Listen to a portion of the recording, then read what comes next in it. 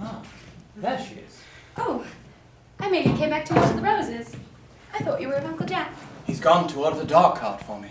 Is he taking you for a nice drive? He's going to send me away.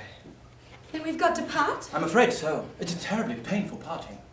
It's always painful to part from a person one has known for such a brief space of time. Oh, thank you. The dog cart is at the door, sir. It can wait, Merriman. For 5 minutes. Yes, miss. I hope I shall not offend you, my dear Cecily, if I state quite frankly and openly that you seem to me to be in every way the visible personification of absolute perfection. Oh, your frankness does you great credit, Ernest. If you allow me, I will copy your remarks into my diary.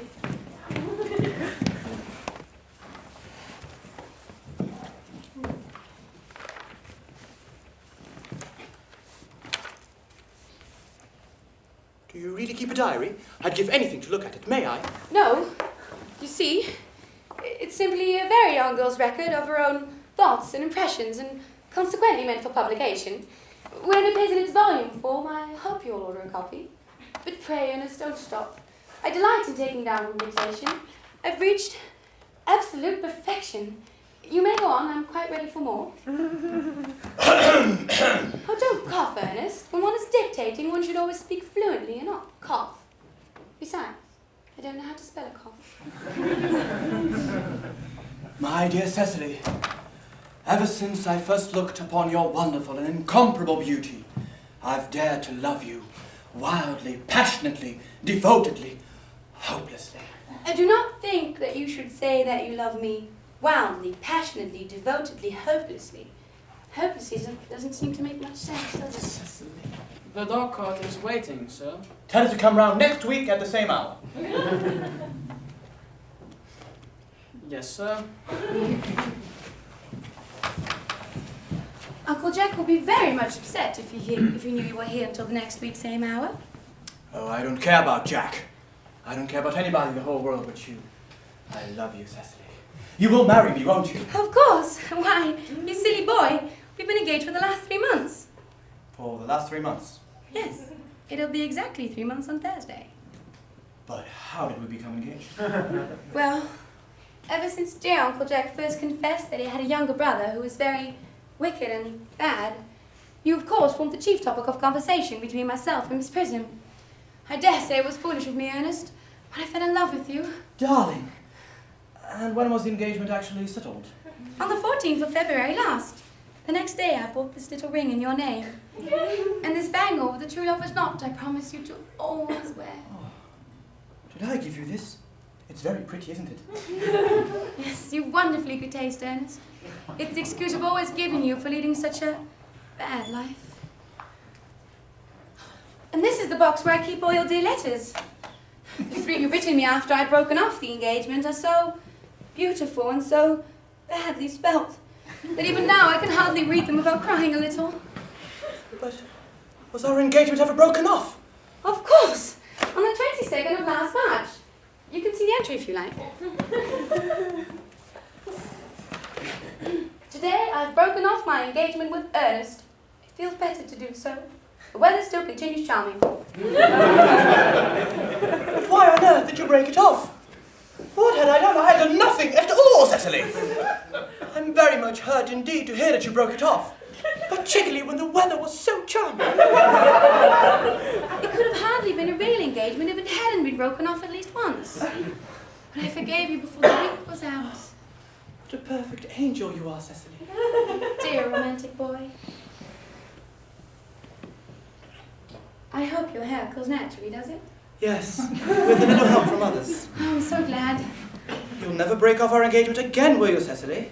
Well, I couldn't now I've actually met you, could I? Besides, there's still the question of your name. Yes, of course. You mustn't laugh at me, darling. But it's always been a girlish dream of mine to love someone of the name of Ernest. There's something in that name that inspires absolute confidence. I pity any married woman whose husband is not called Ernest. But, my dear child, do you mean to say you could not love me if I had some other name? What other name? Oh, any name you like. Algernon, for instance. But I don't like the name of Algernon. But, oh dear sweet lovely little darling, I really can't see why you should object to the name of Algernon. It is not at all a bad name. It is a rather aristocratic name. Half the chaps who get into bankruptcy court are called Algernon. But seriously, Cecily, if my name was Algie, couldn't you love me? I might respect you, and I might admire your character, but I don't think I could give you my undivided attention. Your rector here is, I suppose, thoroughly experienced in the practice of all the rites and ceremonies of the church.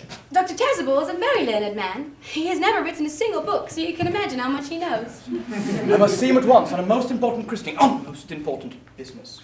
Oh. I shan't be away for more than half an hour.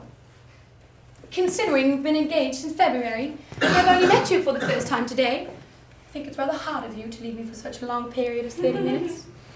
Couldn't you make it 20? I'll be back in no time. What an impetuous boy he is. I like his hair so much. I must enter his proposal into my diary.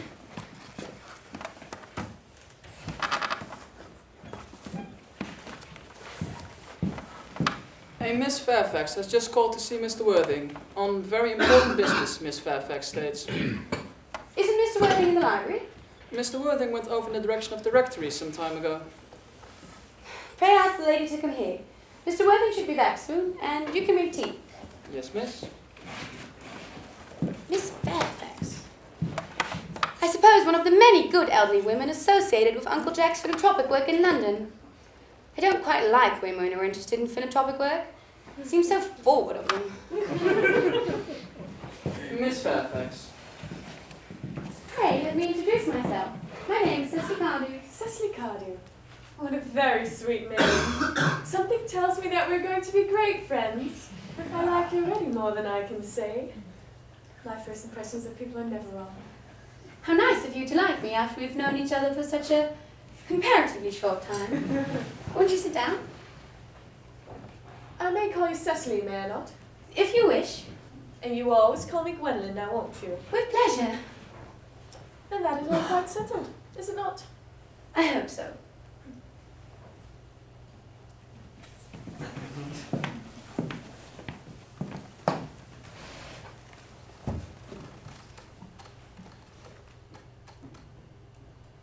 Perhaps this might be a favourable opportunity for my mentioning who I am. My father is Lord Bracknell. You've never heard of Papa, I suppose? I don't think so. Outside the family circle, Papa, I'm glad to say, is entirely unknown. I think that is quite as it should be. The home seems to me to be the proper sphere for the man. Most certainly when he begins to neglect his domestic duties, he becomes painfully effeminate. Does he not? And I don't like that. It makes them so very attractive. Cecily, Mamma, whose views on education are remarkably strict, has brought me up to be extremely short-sighted. So, would you mind my looking at you through my glasses? Not at all, Gwendolen. Actually, I'm quite fond of being looked at.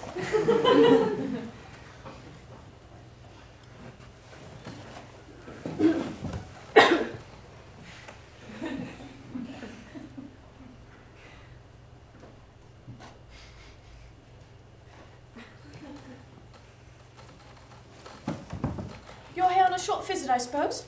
Oh no, I live here. Really? Your mother, no doubt, or some female relative up for advanced years resides here also. No, I'm afraid I have no mother, nor in fact any relations. Indeed. No, my dear guardian, with the assistance of Miss Prism, has the arduous task of looking after me.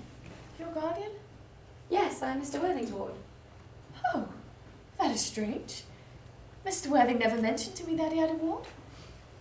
How secretive of him. He grows more interesting hourly.